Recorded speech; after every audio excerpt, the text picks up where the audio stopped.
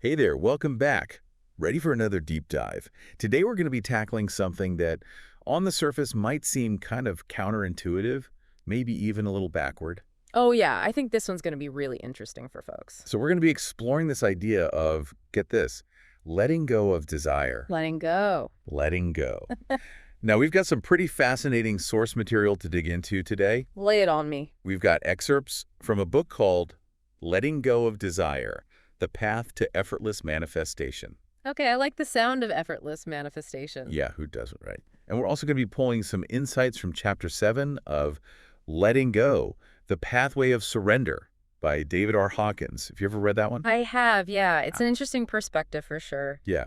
So basically what we're going to try to unpack here is this idea that maybe, just maybe, intensely wanting something could actually be the very thing that's preventing us from getting it. Okay, so the opposite of what we usually think. Exactly. Mm. And that maybe, just maybe, the key to effortlessly achieving our goals is to just let go of that tight grip we have on them. Now, I'm intrigued. Yeah. And we know you all out there appreciate getting to the good stuff quickly, no fluff, right? Yeah. So we've really tried to distill everything down to give you some surprising insights and a fresh perspective on how to get what you want in life. All right, let's dive in. What does letting go of desire even mean? Yeah, let's start with that. I mean, because desire, that's like a fundamental human experience, right? We all want things. Right. But our source material is pointing out that it's not quite as simple as just, I want that. It's talking about this whole spectrum of desire, ranging from like mild preferences all the way up to these really powerful, like consuming obsessions. A spectrum of desire. Okay. Yeah. And the book really lays it out, like gives us this big list of all the different ways desire can manifest. It's not just, I'd like a new pair of shoes, right? It gets way deeper. Okay, so what kind of stuff are we talking about here? Well, it mentions things like greed, obsession, this constant feeling of hunger for more, envy, jealousy, all those emotions that involve a real sense of, I don't know, like grasping for something. Grasping. Yeah, I get it. Right. And then there are the actions that come from that, like clinging to things, hoarding, even ruthlessness. Wow. Okay, this is getting intense. It is. Yeah. And then there's the fixation, the frenzy, exaggeration, overambition, selfishness, lust, possessiveness, the need for control. Sounds like a recipe for, well, not happiness. Yeah, exactly. Yeah. And then there's this interesting concept they bring up, glamorization. We'll have to dig into that more later, I think. We should, yeah. So what's the common thread in all these different expressions of desire? I think it's this feeling of never being satisfied, like never having enough. That insistent, I must have this. Never enough. Yeah, it's like a constant state of lack, isn't it? Right. And that feeling of being driven, like relentlessly pushed forward by these wants. I think the drivenness aspect is really key here. Our sources suggest that this drivenness, which we often mistake for being in control, actually can end up making us feel controlled, like we've lost our sense of freedom. It's a good point. It's like the desire itself is calling the shots, not us. Exactly. And then there's this crucial distinction our sources make between consciously choosing to pursue something and being driven by these almost automatic, unconscious programs and belief systems that are connected to desire. Okay, I want to hear more about that. What's the difference? Well, think about it. How much of what we desire comes from a deep, conscious understanding of ourselves and our values? Or are we just reacting based on, societal pressures, past experiences, maybe even fleeting impulses? The text seems to suggest that true freedom comes from being able to recognize when we're just responding to those unconscious urges that are fueled by desire. As opposed to making conscious choices. Right, as opposed to making deliberate choices. Having a preference for a certain outcome, but without that desperate, grasping neediness. So it's not about getting rid of desire altogether. It doesn't seem to be. It's more about understanding it, being conscious of it, and not letting it control us. Okay, that makes sense. Right. So let's talk about the central argument here. Because, the common belief is that you have to really, really want something in order to get it. You need that fire in your belly, that strong desire to push you forward. And that's what we're often told. But this book, it's suggesting the opposite, that strong desire might actually be the obstacle. Like it's the very thing holding us back. I know, it sounds counterintuitive, right? Huh. But their reasoning is actually quite simple and makes a lot of sense. They're saying that desire, just by its very nature, implies a void, a lack. Oh, I see where you're going with this. The book literally says desire literally means I do not have. Uh-huh. So when we're constantly focusing on what we want, we're also constantly reinforcing this feeling of not having it. We're emphasizing the absence. Exactly. And that creates what they call a psychic distance between ourselves and what we desire. It's like an energetic separation, a barrier. It's almost like, you're putting out this signal of lack, and the universe, or maybe just our own subconscious, is just mirroring that right back to us. Right. It's like a self-fulfilling prophecy. And Yeah. all that focus on not having drains our energy. So we're actually making it harder for ourselves to get what we want. In a way, yes. Now, instead of striving out of desire, the book suggests that things actually enter our lives through intention and decision. Okay, so what's the difference between that and desire? Well, intention is about setting a clear direction, making a conscious choice. And decision is about committing to that choice. Okay. Desire, on the other hand, is all wrapped up in emotion, often negative emotions like longing, frustration, fear of not getting what we want. So you're saying that when we're operating from a place of intention and decision, we're more neutral. Exactly. More receptive. It's like we're saying, this is what I choose, without all that baggage of I must have this or I'll be unhappy. Interesting. It's like taking the pressure off. Exactly. And the text argues that it's in this state of non-resistance that things can flow more easily into our experience. So less struggle, more flow. That seems to be the idea. All right, so we've got this contrast between what the book calls the arduous lower consciousness way of achieving goals. Yeah, I think they're referring to that kind of traditional work hard, strive, never give up mentality. Right, like the Protestant work ethic. Yeah, exactly. Lots of self-denial, constant struggle. And they're contrasting that with what they call a higher state of consciousness, where we've let go of that intense desire. And in this more liberated state, they're saying our chosen goals can actually manifest effortlessly. Effortlessly. Okay, I need to hear more about this. Yeah, right. How does that work? Well, the book outlines a process. First, you got to surrender the emotion of desire itself. So just let it go? Let it go. Then you simply choose your objective, visualize it with a sense of, and this is important, a sense of affection. Not desperation, but affection. Okay, so visualize it with love. Yeah, with love. And then you allow it to unfold, recognizing that on some level it's already yours.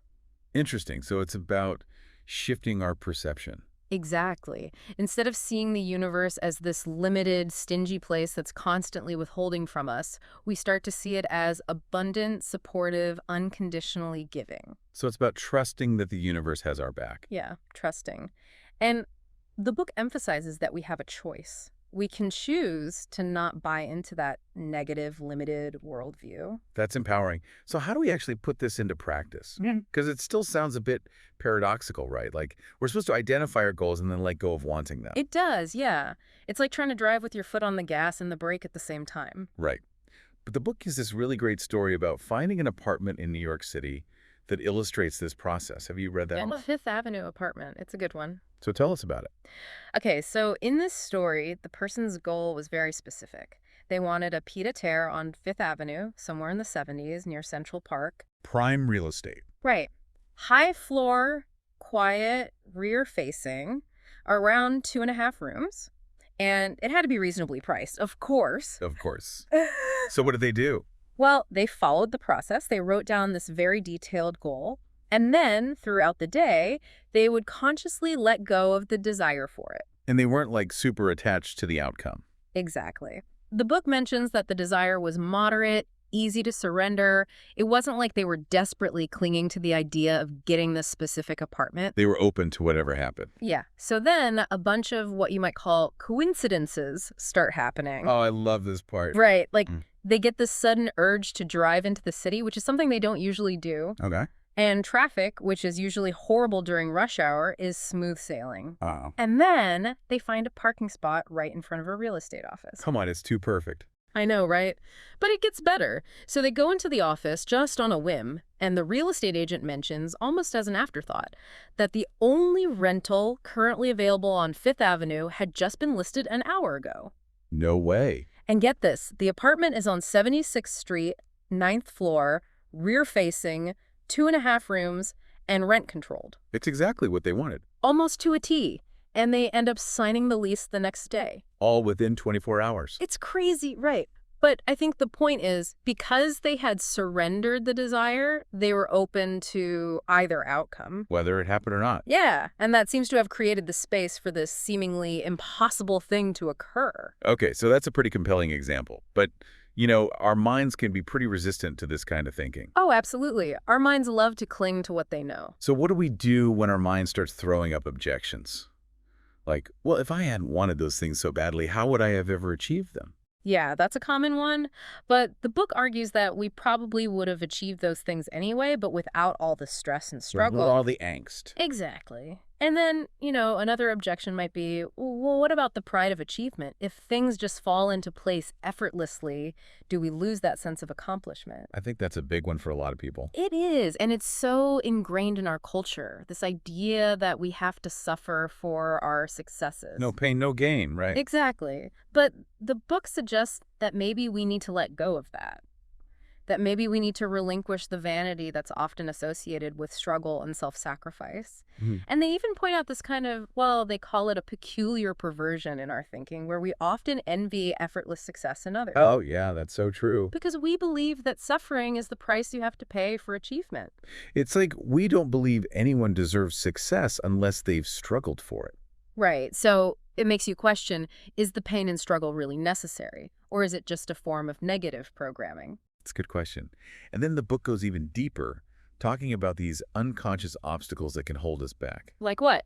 Feelings of guilt and a sense of smallness, like feeling inadequate or unworthy. Ooh, yeah, those can be big ones. Yeah. And the book says that our unconscious mind will only allow us to have what we believe we deserve. So if we're carrying around all this guilt or feeling small, we're actually limiting what we can receive. Exactly. And this is what they're getting at with that saying, the poor get poorer and the rich get richer. It's not about money itself, but about that deep-seated feeling of inadequacy. It manifests as scarcity. Exactly. So the solution is to let go of that smallness, to reaffirm our worthiness. To stop resisting abundance. Right. And when we do that, our unconscious mind starts to align our circumstances with that new belief. So it's about shifting from scarcity to abundance at a very deep level. Yes. And this connects to another concept they discuss, which is the progression of consciousness. Oh, tell me about that. So they describe how at lower levels of consciousness, our focus is primarily on having... Like having basic necessities, possessions, security. Exactly. But as we evolve, our attention shifts to doing. Our accomplishments, our achievements. Right. And then at the highest levels of consciousness, the emphasis is on being. Who we are at our core. Exactly. And what's interesting is, as we become more service-oriented, our own needs tend to be met automatically without it feeling like a sacrifice. It's like a natural byproduct of being in alignment with our true selves. That's a good way to put it. And at the level of being, our inner state becomes so powerful that people are drawn to us simply because of who we are, not because of what we have or what we've achieved. That's what true charisma is, right? I think so. And it's like they say, what we hold in mind tends to manifest. Powerful stuff. And they also talk about this concept of glamour, which I think is really important for understanding why our desires can often lead to disappointment. Oh, yeah, glamour. They get into that pretty deeply. So what is glamour in this context? It's like the aura, the sheen, the captivating illusion that we project onto something. It's that idealized image we create in our minds, which is often very different from the actual reality of that thing. So it's like a fantasy overlay. Yeah, exactly. And the problem is that fantasy doesn't always match up with the reality. And that's what leads to disillusionment when we finally achieve something we've been wanting for so long and it's not what we expected. They give some great examples in the book. Oh, I know. Like the man who spends his whole life striving to become president of his company, only to find that it's not all it's cracked up to be. To professional rewards, strained relationships, all that. Exactly. And then there's the woman who buys the designer dress expecting to get tons of attention and admiration. It doesn't really change anything. No, not really. She might get a few glances, but her underlying issues are still there.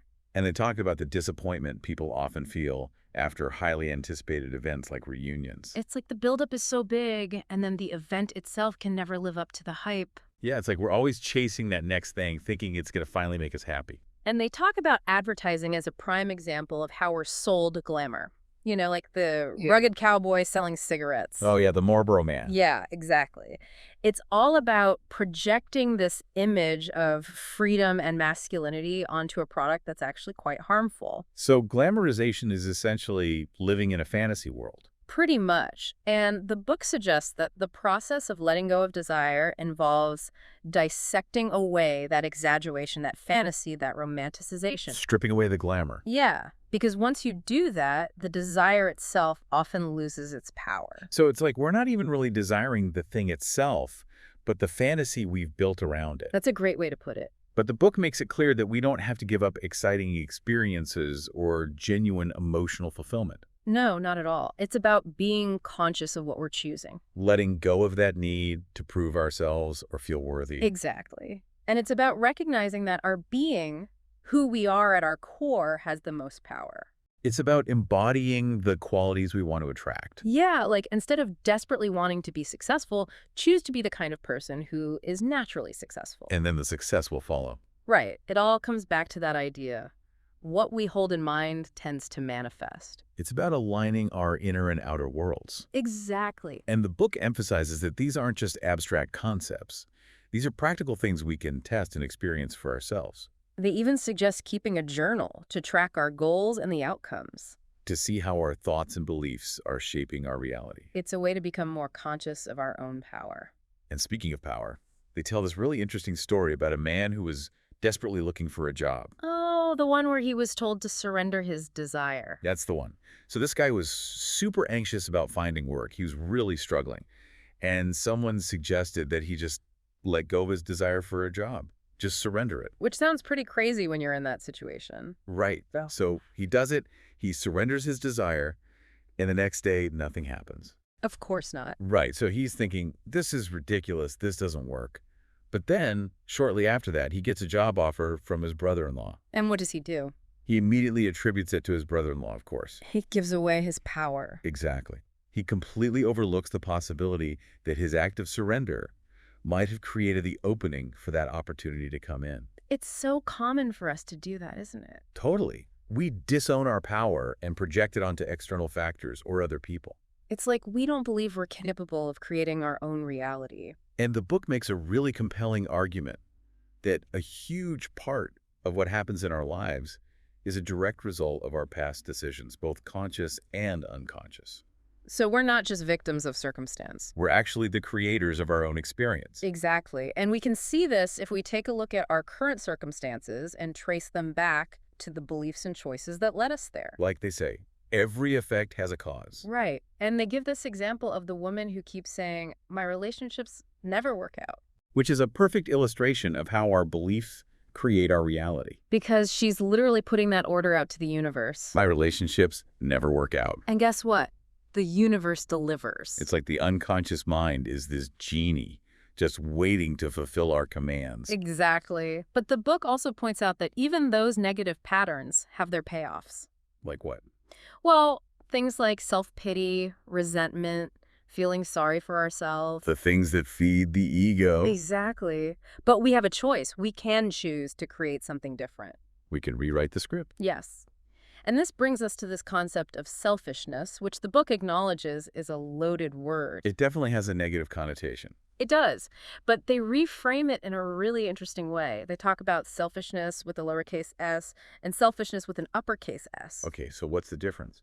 Well, lowercase s selfishness is that kind of ingrained programming of the ego. It's that small, limited way of operating that's all about getting our own needs met, often at the expense of others.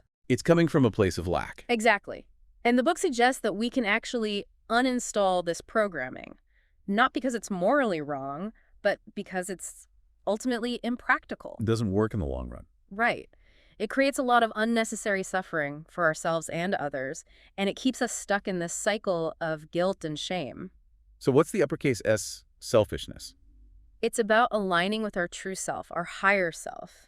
It's about operating from a place of wholeness and abundance. It's about recognizing our inherent worth. Exactly. And it's about understanding that when we take care of ourselves, when we fill our own cup, we're actually better able to show up for others. It's not about being selfish in the traditional sense. Right. It's about recognizing that we're all interconnected. And that our well-being is ultimately tied to the well-being of others. Exactly. So the alternative to that lowercase s selfishness and the frantic desire that comes with it is to consciously envision what we want and bring it into our lives through clear intention, acceptance, decisive action, and deliberate choice. It's about being empowered creators of our own reality. And finally, we have David R. Hawkins' book, Letting Go, The Pathway of Surrender. Yeah, his work really complements what we've been discussing. Absolutely. So this book is a spiritual and self-help guide that focuses on surrendering negative emotions and attachments as a way to achieve inner peace and emotional freedom. It's about releasing the things that are weighing us down. Exactly. And it offers practical techniques for doing that. Techniques for letting go of limiting beliefs, emotional baggage, all of that. It's about learning to flow with life instead of resisting it. And Chapter 7 specifically addresses this topic of letting go. So if anyone's interested in exploring this further, that's definitely a great resource. Absolutely.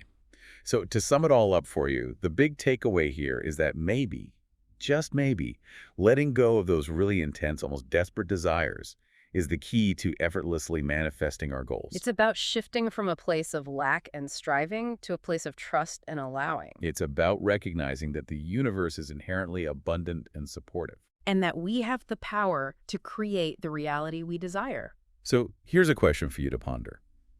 If our deeply ingrained beliefs about hard work and intense desire are actually the obstacles, what happens when we let go? What possibilities open up when we embrace the power of surrender? It's a radical idea, but it's definitely worth exploring. I think so too. Thanks for joining us on this deep dive. We'll see you next time. See you then.